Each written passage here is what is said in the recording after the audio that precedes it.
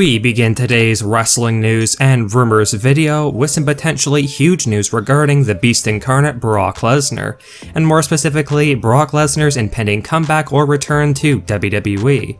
Now, as most of you are likely well aware, Brock Lesnar has been gone from WWE since SummerSlam 2022, where he unsuccessfully challenged Roman Reigns for the undisputed WWE Universal Championship in that last man standing match. And while there was some concern from fans that Brock may have finished up his contractual obligations with WWE following SummerSlam, and that he would not be coming back after the loss to Roman Reigns, that's reportedly not the case, as it has been reported recently that Brock Lesnar is scheduled to be wrestling on the Crown Jewel 2022 card in early November, as well as the Day 1 card in January 2023, meaning that Brock Lesnar will be back in action in WWE very soon.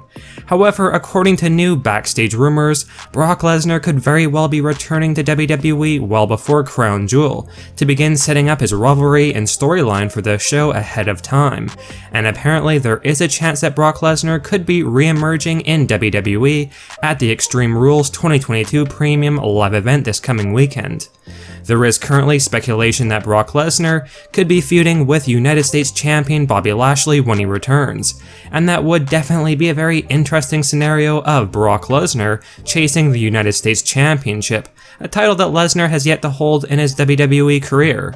With that said, it was revealed a couple of days ago that UFC Hall of Famer Daniel Cormier, one of Brock's rivals from the UFC, is going to be guest refereeing the Fight Pit match between Riddle and Seth Rollins, and Triple H and WWE may be lining up a WWE feud between Daniel Cormier and Brock Lesnar, or at the very least an interaction between the two UFC rivals in WWE, so that is also a possibility for Extreme Rules 2022 when it comes to Brock Lesnar's possible return.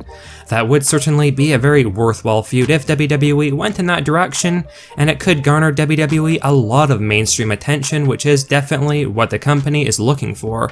So perhaps a Daniel Cormier and Brock Lesnar match could be coming for Crown Jewel 2022.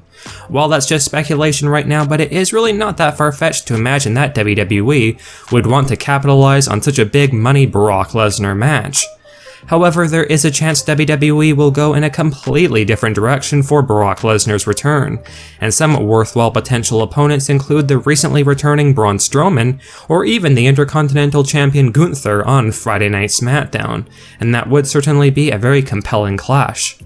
Regardless, Brock Lesnar is set to be coming back to WWE soon, and the first appearance back following SummerSlam could very well be Extreme Rules this coming weekend, although the plans do change at time and WWE may hold off on Brock Lesnar returning until an episode of Raw or SmackDown prior to Crown Jewel 2022. Now, in your opinion, when Brock Lesnar does return to WWE, which again could be happening at Extreme Rules, should Lesnar partake in only non-title storylines or mid-card title storylines, or do you feel that Lesnar deserves another run as the WWE or Universal Champion when he comes back? Let us know your thoughts down in the comment section below. With all of the rumors and speculation of Bray Wyatt returning to WWE, in a recent interview, former WWE and Universal Champion Seth Rollins talked a bit about Bray Wyatt, with Rollins surprisingly revealing that it was difficult to work with Bray Wyatt's The Fiend character. Here's what Seth had to say on the matter, quote, "Yeah, I mean, another crack at that one might be nice. I mean, look, the Bray Wyatt character is just difficult.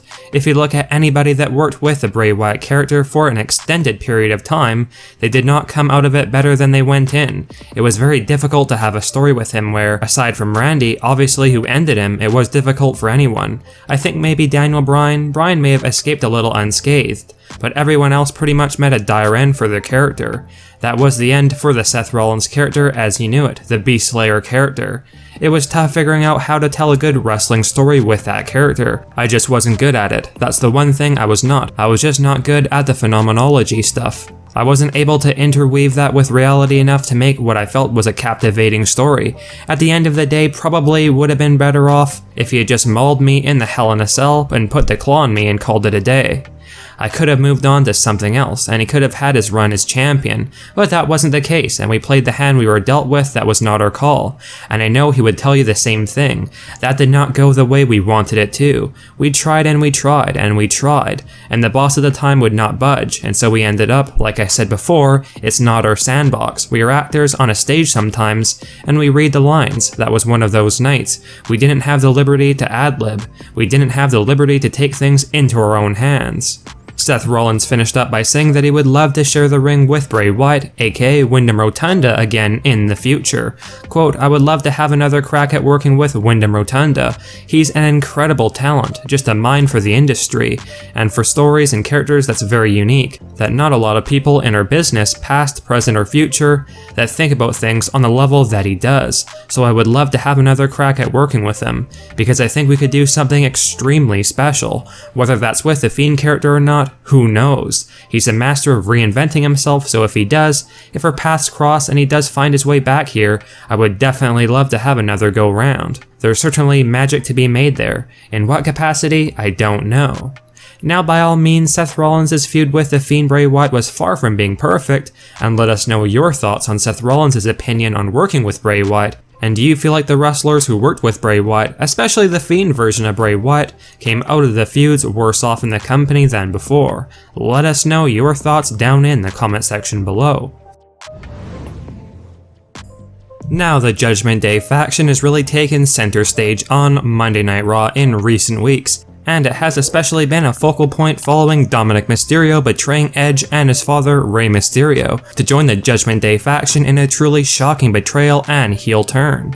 And by all means, Dominik has been getting along very well with the other Judgment Day members, especially Rhea Ripley, and according to a new backstage report, there are talks behind the scenes in WWE for Rhea Ripley and Dominik Mysterio to begin dating on screen in the near future to add even more intrigue to the whole storyline. And this really is not surprising, seeing as though many fans have already questioned if Dominik Mysterio and Rhea Ripley were dating. And while they definitely aren't in real life, WWE feel this would be a believable storyline to move ahead with on Raw in the near future, and would increase fan interest to a new level in the Judgment Day faction.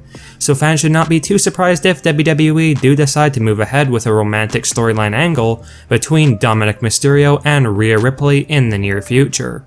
Without question, Dominik Mysterio has really been coming into his own as a performer in WWE lately, with his heel turn and alignment with the Judgment Day stable, and he is certainly getting a ton of heel heat from fans, which is great for the faction overall.